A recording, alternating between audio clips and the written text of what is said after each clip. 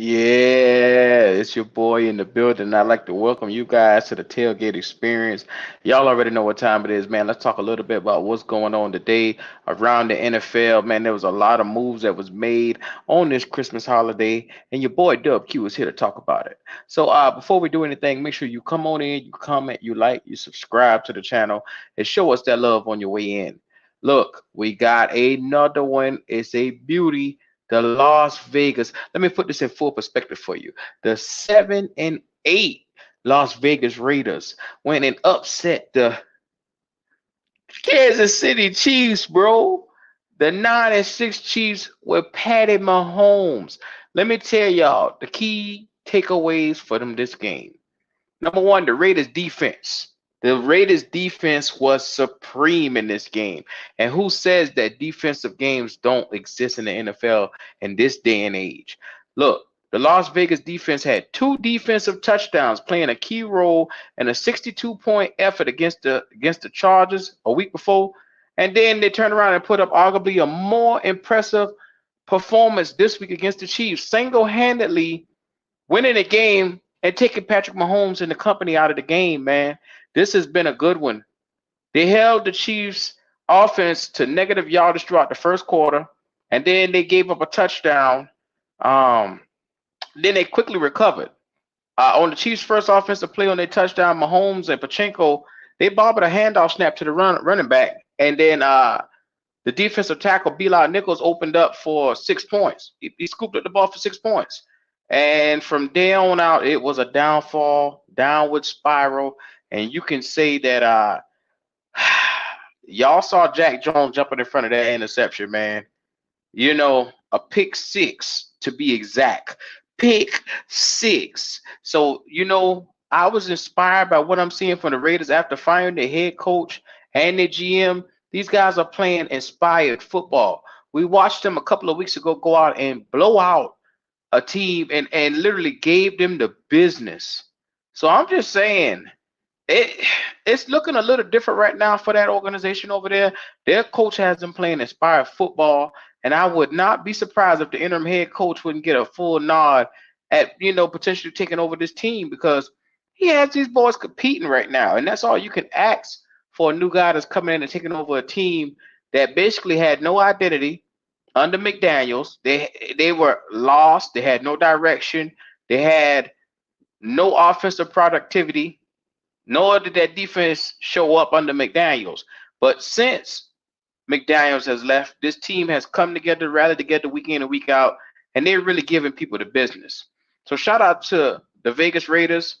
But it's unfortunate the Chiefs they got out to a historically bad start and they just couldn't recover.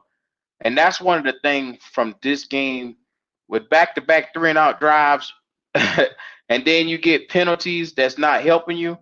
You know, I don't care if you do got Patrick Mahomes as a superhuman quarterback. After a while, when stuff start to pile up against you, it's going to be hard to really bounce back.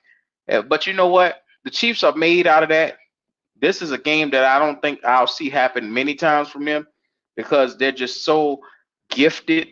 But this is one of the things where hey, you're going to see them bounce back because they did finally was able to get something going with a 74-yard touchdown drive by Pachenko, I remember, and they just couldn't build on it. They kept making more mistakes and more mistakes and more mistakes. I remember they had a trick play that led Pachenko to fumbling. And like I said, another scoop and score for Vegas.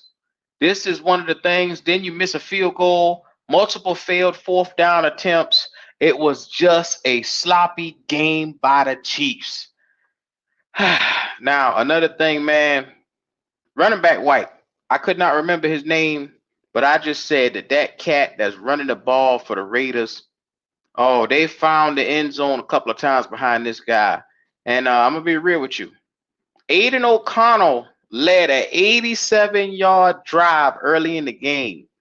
They had to settle for a field goal, but Aiden O'Connell, he was struggling consistently. He was under pressure, but the young fella he has shown me a lot in the last couple of games, man. To have a team really rally around him, Man, Vegas might have something. I still think that they may need to go out and seek a quarterback in the next draft, but they may have something with Aiden O'Connell as the backup over here right now that's taken over. Um, we're gonna see. I'm just out here giving it to y'all as it is. Max Crosby came. He had 8 pass pressures, 55 pass rushes, 14% against the Chiefs. So he had a season high in pressures in one game, man. Of course, this guy's always going to be special. To me, that's our version of Brian Burns, but I'm not going to even get into that because that's a whole nother can of worms. But Max Crosby, he had 8 pressures on 55 rushes, pass rushes. So let that sink in against the Chiefs. And that was a tie, once again, for his in-game pressures. That was a tie. He hasn't done that since week 14 against the Vikings. So, man, look, this has been a good one today. I'm curious to see how the rest of these games are going to look here on Christmas Day. So tune back in. I'm going to be dropping some more content over here. Make sure y'all come on, subscribe to the channel, show us that love. This has been your boy Q. And you on the tailgate experience, man. Go and get your ribs, man. Go ahead and pull on up. We got a hot order coming up out the oven for you. And we're going to drop it real quick, fast, and in a hurry. So come on, subscribe to